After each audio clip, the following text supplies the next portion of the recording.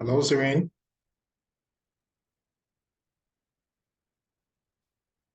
Hello. Hi. Thank you for joining Hello. in. Hello. How are you today? Thank you. I'm cool. How about you? I'm great. I'm great. Thank you for joining in and welcome to the program. Yeah, thank you so much for having me on this platform. Hi. Happy birthday, by the way. I know you had your birthday like, is it a day ago, 2 days ago, something? Yeah, I was on the 14th. Okay. Happy birthday once more. I know I'm late. Thank you so much. Okay. Thanks. So why we wait for the other panelists and participants to join in? I understand you attended the COP27 last year. You think so? I just want you to share Yeah. your experience. Yeah. I just want you to share your experience with me if you can. Yeah, of course. Well, I was representing the IMF and the World Bank and actually trying to give some funds to other countries,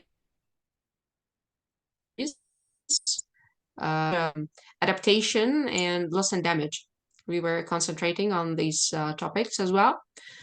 However, of course, there were like some problems because other countries didn't want to pay to help us Okay. help other countries.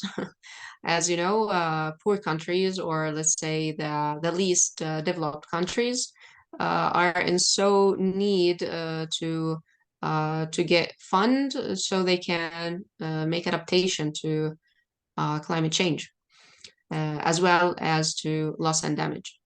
But unfortunately, these developed countries aren't so helpful in this manner.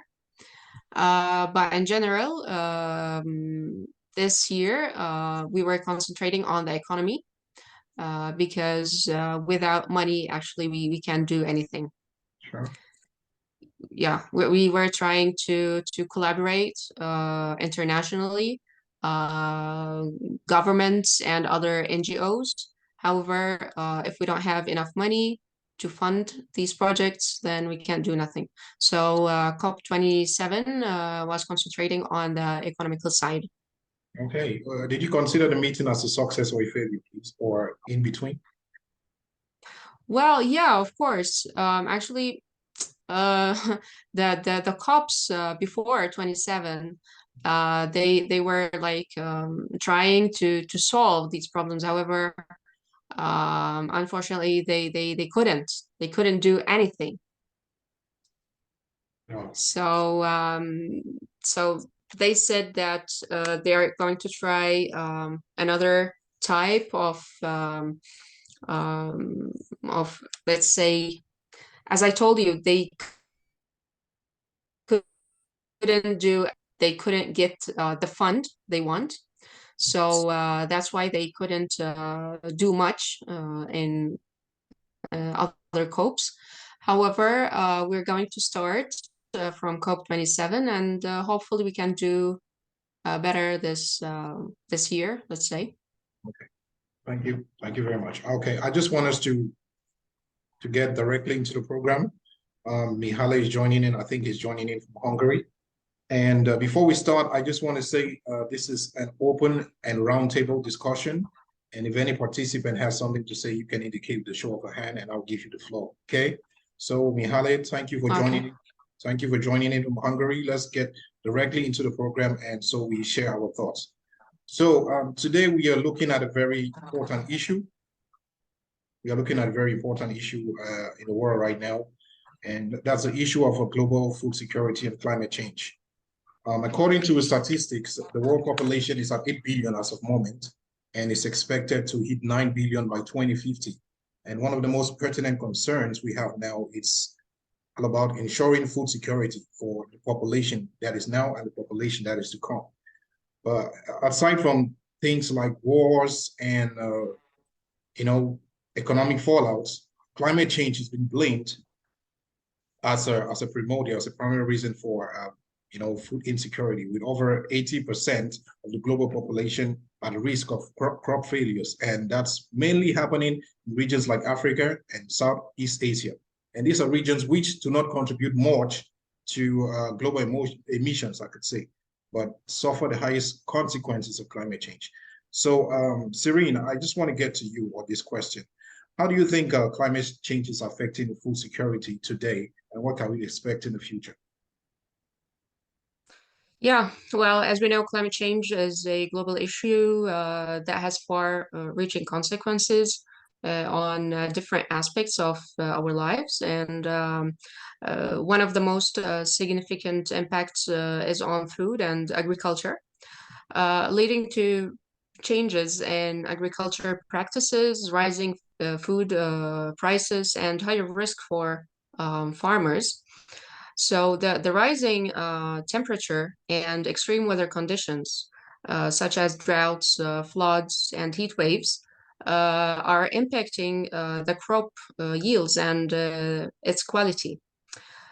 So as temperature rise, crops face more heat stress, soil erosion, and water shortage, which can further lead to reduced yields and poor quality and the overall health of the agriculture sector. As as the weather continues to become more unpredictable, crop yields become increasingly difficult to plan for. Extreme weather conditions can destroy whole crops or cause them to rotten by time they reach the market. So as a result, food prices are rising due of resources and higher cost of production. Uh, this is the main problem in developing countries that lack access to agriculture technologies that could mitigate against some of these impacts. On the other hand, farmers seeking an increased risk associated to longer droughts, shorter growing seasons, and increasingly violent storms that put their livelihood in great danger, just as the effects of climate change work their way up the food chain, so they affect agriculture producers more directly, actually, than anyone else in our society.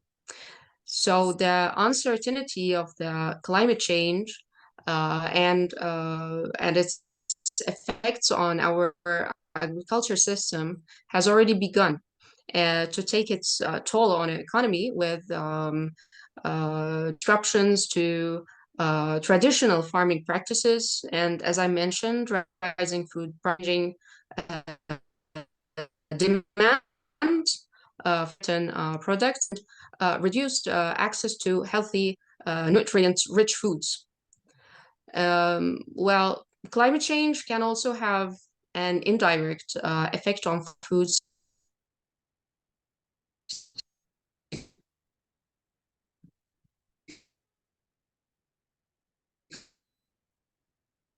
Hello? As it caps, as well as it reduce the number of vitamins and minerals in the animal products, which can have a direct effect on the health and well-being of the individuals and even the communities. In addition to this, climate change can also reduce the availability of certain foods, as some crops may not be able to grow in certain climates. This can further reduce access to food and have a direct effect on food security. On the other hand, climate change can have a direct effect on fisheries as well. We can't neglect the fishery. So this can lead to further reduction in production, and as well, it has a direct effect on pest controls, as it can lead to changes in temperature and humidity. These can increase the number of pests, leading to increased crops loss due to infection. So this has a direct effect on food security, as it can reduce, as I said, the crop yield, disrupt food production, and this the supply chain as well. So we need to make more investment, and reforms must be widely adopted to deal with global threat of climate change. Solutions must also be tailored to regional, national, and local context to balance the objectives of social, environmental, nutrition, and economic goals. For reforms to receive wide support and to be durable, they must rest on clear insight about individual and collective benefits, and consider the local context of priorities, goals, and trade-offs. Climate goals are still attainable, but only if we start immediately and if we act all together. Um, Meeting the challenges of climate change will require a transformation of our food system, an overhaul that demands major policy reform, substantial investment, and an enabling environment that fosters and embraces innovation. Um, yeah, so as we know, developing countries are more expected to suffer from the worst impacts of climate change, but have less capacity to support adaptation and sustainability to food system transformation. Speaking about sustainable food system,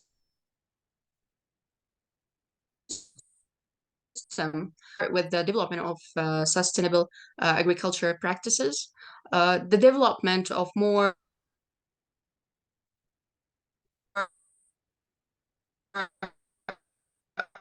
sustainable diets, a reduction of food waste throughout this system. Um, Sustainable eating is also about choosing food that is healthy to not only us but also to our environment. And I remember there was a commission, the EAT Lancet Commission in 2019. According to it, a shift toward more plant-based food would help feed the world's growing population. As they said, sustainable agriculture enables us to produce healthful food without compromising future generations do the same.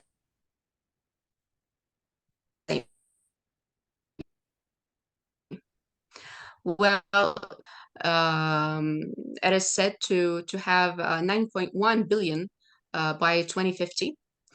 Food production will need to increase by at least 70%. However, the natural resources required to do this are finite and under increasing pressure. Well, players across the food industry are stepping up to the challenge, finding innovative ways to minimize food production's environmental impact and support the planet's capacity to continue producing food far into the future. Sustainable food production doesn't end with primary production as agriculture. Tree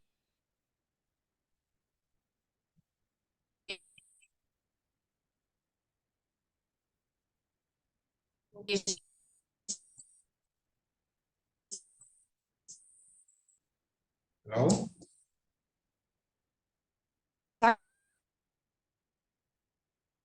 stakeholders, turning their which is which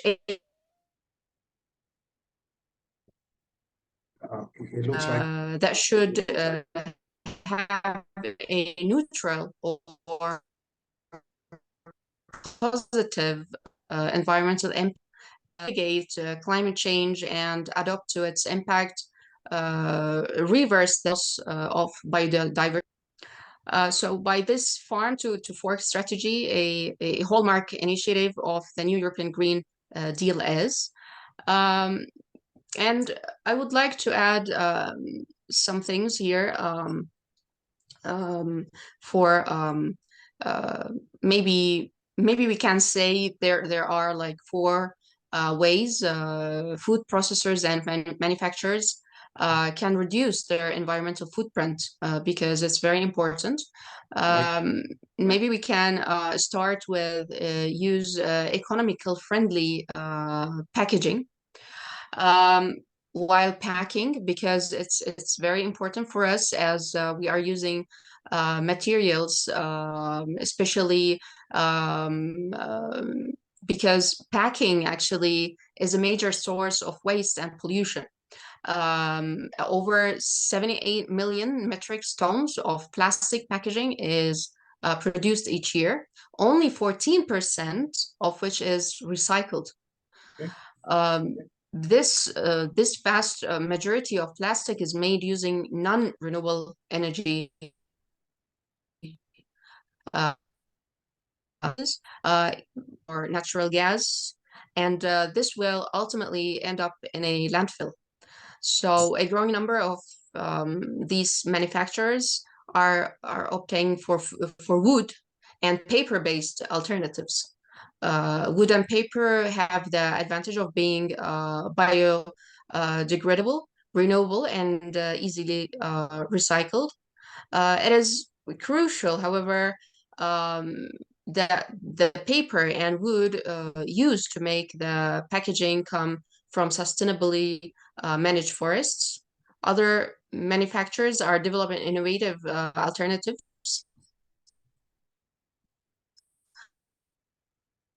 For example, crops and even fish skin. Some of these new alternatives have the potential to replace single-use plastics, which is very important. When it comes to metal food packaging, sustainable sourced aluminium is one of the most environmentally responsible choices. Aluminium is one of the most easily and widely recycled metals. The recycling process requires only 5% of the energy it takes to refine new aluminiums. On maybe for a second way, we can reduce food waste. Um, According to the FAO, the United Nations Food and Agriculture Organization, nearly a third of food produced for human consumption gets waste.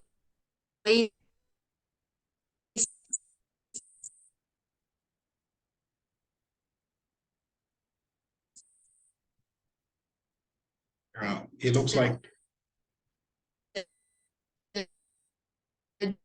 Each year for soil, transportation, energy.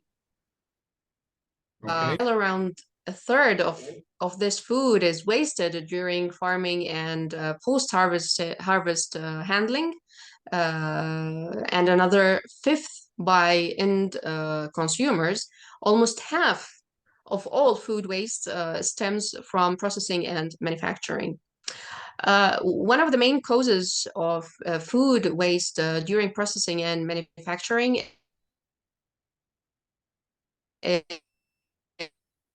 is food manufacturers and processors can significantly reduce food waste by optimizing their processes and management systems. This starts with carefully measuring food loss and identifying their causes. It also means ensuring that personal workers are properly Okay. trained to halving food waste by 2030, using a new methodology for measuring food waste and data from member states. It plans to set legally binding targets to reduce waste across the bloc. Um, and I'll mention it very fast for the third and the fourth. For the third way, improve energy and water efficiency. Food processing and manufacturing are both energy and water intensive. Um, Water is used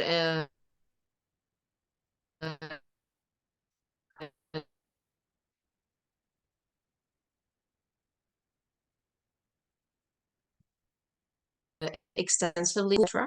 Reducing energy and water consumption can be particularly challenging in the food processing and manufacturing sector. Production demands and safety requirements must come first. However, significant improvements can be made by finding opportunities for greater efficiency. The deployment of smart meters and the implementation of energy efficiency and sustainable water management systems, for instance, can help identify and act on these opportunities. For the last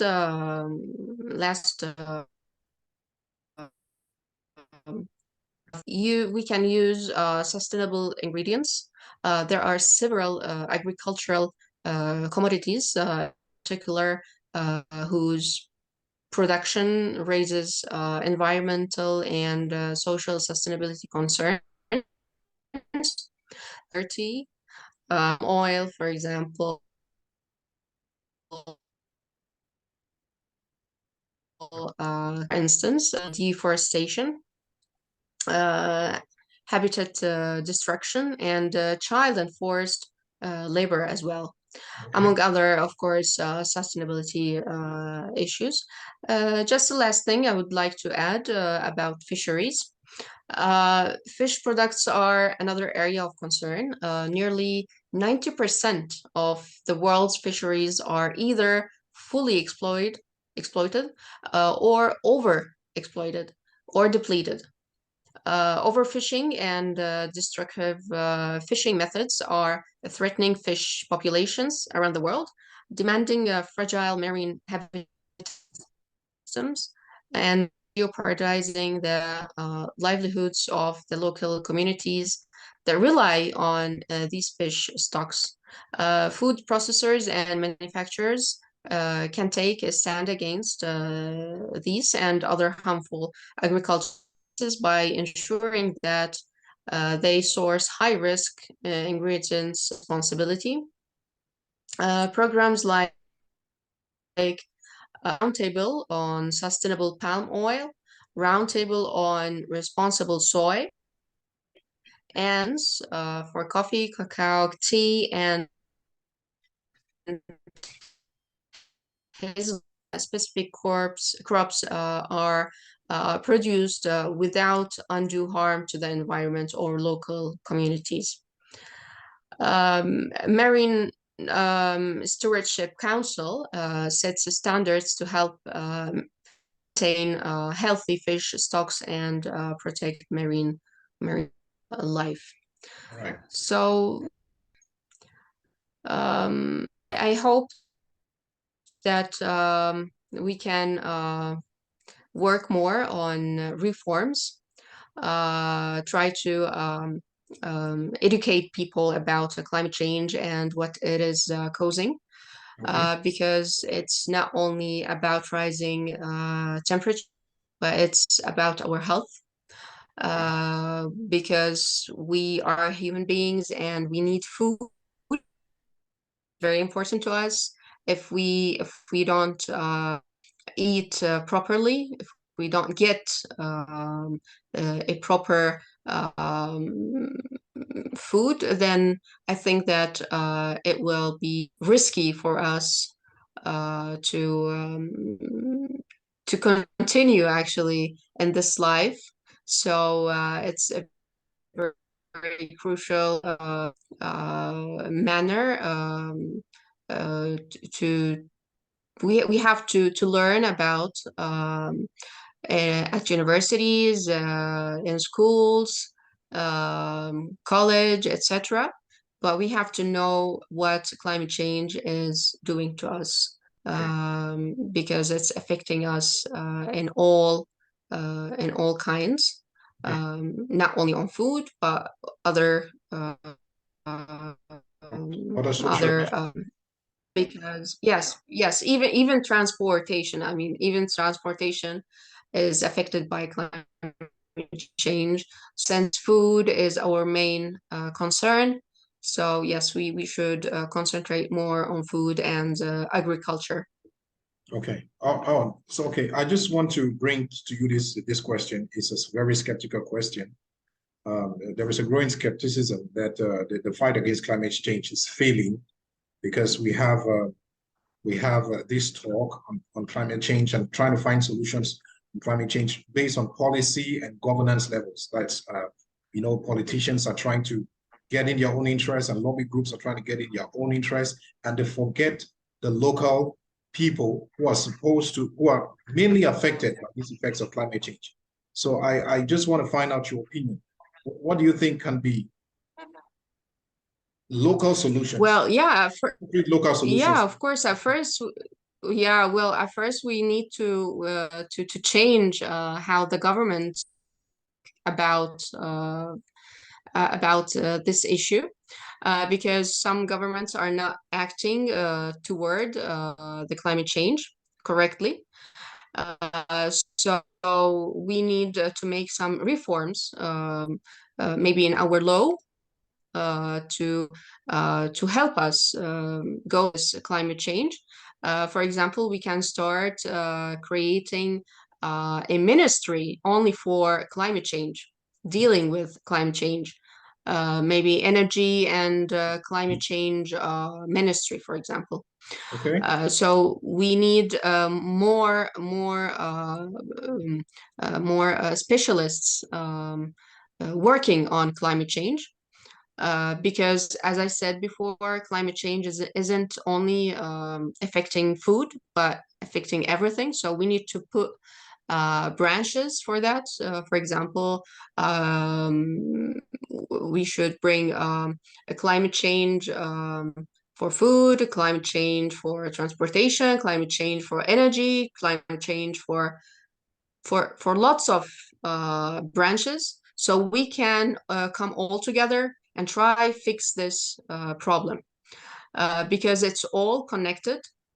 We need to work with the economists as well, because everything is concentrating on the economy, on the markets, as I mentioned before. If climate change continues, then we will lack products, and this will lead to rising in the products prices, which most of the individuals can't afford. Can't afford. So if I don't have my least right, which is eating, then I mean, why am I living? So this is the least thing to have is eating. So yeah, we need reforms. We need to work more internationally. We need more NGOs working with us to not only finding changing the law, but also we need to tell the people about the risks that we are facing due to climate change, because lots of people aren't educated enough about climate change. For example, we can see lots of people still throwing plastics everywhere. They don't know even how to recycle. And why is recycle very important? This is a very minor thing, but at the same time, it's a major problem. for us. So yeah, we need reforms. We need to check our law. We need to work with international NGOs more. And as I said, we need to educate people about climate change. All right, I want to thank you for that. Now, you know, they say climate change is here to stay, I think, and because its effects are not going away, and so the most efficient way is to adapt and not even to mitigate. Okay, and I just want to find out from you what possible mechanisms can you put forward for efficient climate change adaptation and resilience? Yeah, well, at first we have to work on our technology because if we don't have the technology, then we cannot adapt. We can't make adaptation to climate change. Yes, climate change is happening. Okay. We're not trying to mitigate it, or we are trying to mitigate it, but we can't. Really can. So yeah, we cannot. So um, we have to have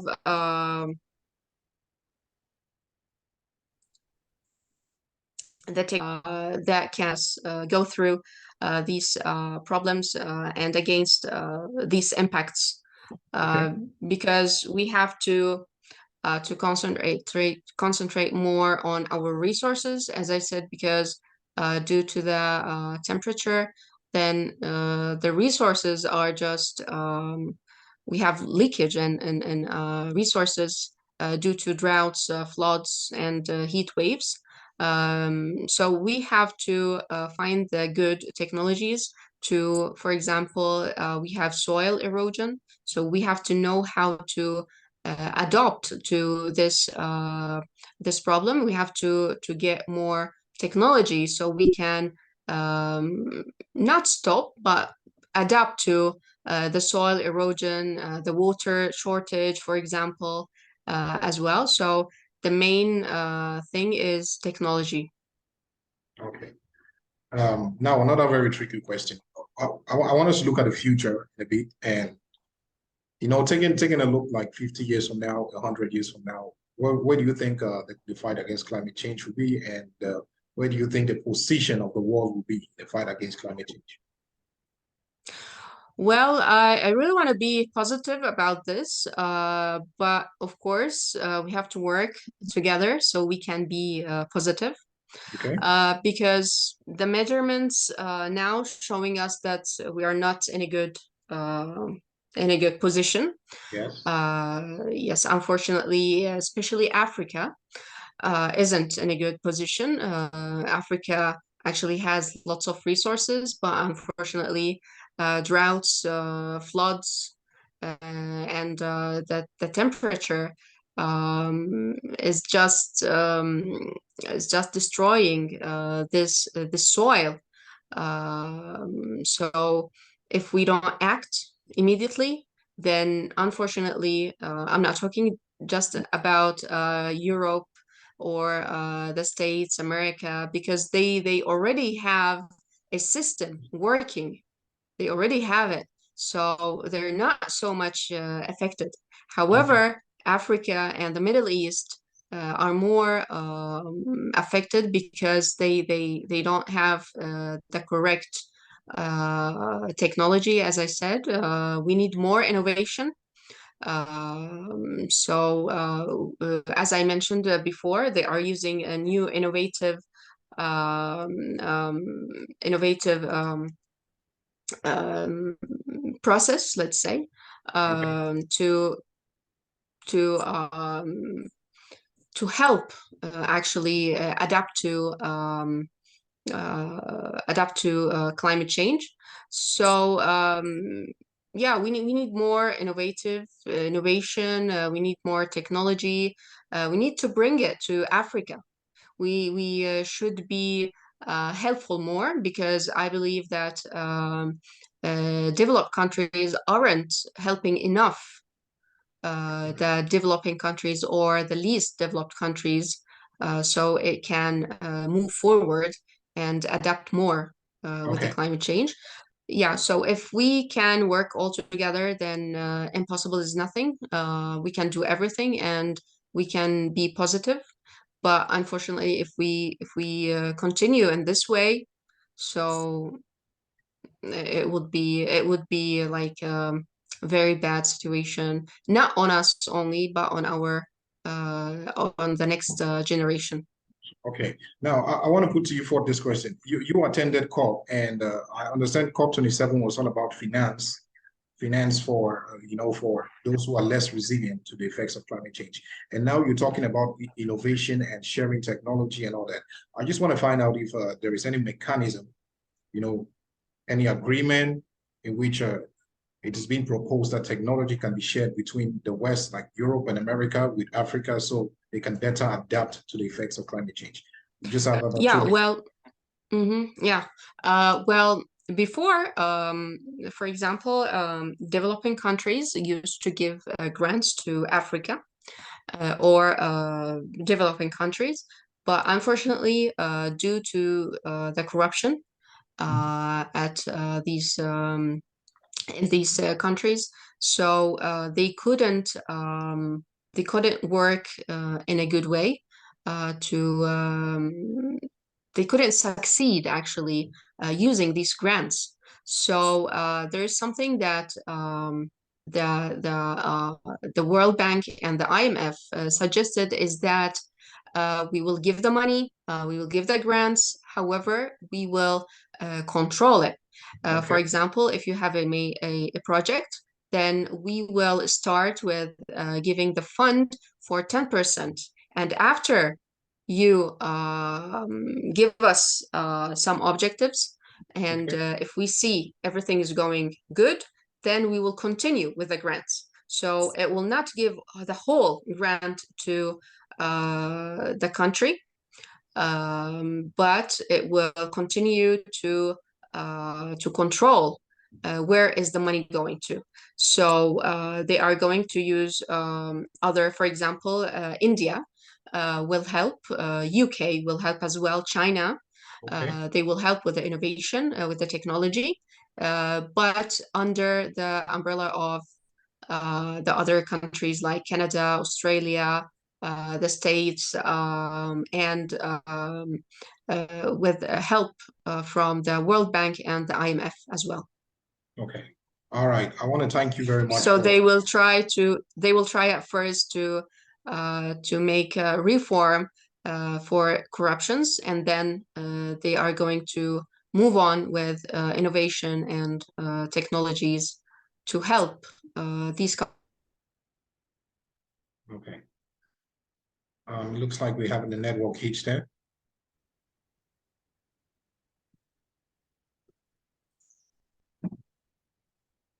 What's it up? What's it up? Right. What's it up? Hello? Hello? Can you hear me? Okay. I can hear you. Okay. Now I had a network hitch there, and no, because of time constraint, I just think we should end the program for now, and we're going to continue the discussion some other time. Okay. I want to thank you very Okay. much. I want to thank you very much for your input and all the expertise and the work you do. Keep doing and the work you do. Keep doing it, and let's hope for more future collaborations. Okay. So Thank you. Thank you so much for having me on this platform. Thank you. for now, with the bye-bye, and to any other participant, Mihale, thank you for joining in, and thank you for staying hooked to the program up to now. A link of this is going to be shared with you as we proceed.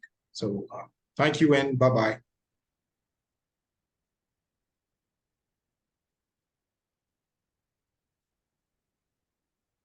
Bye-bye. Goodbye. Bye.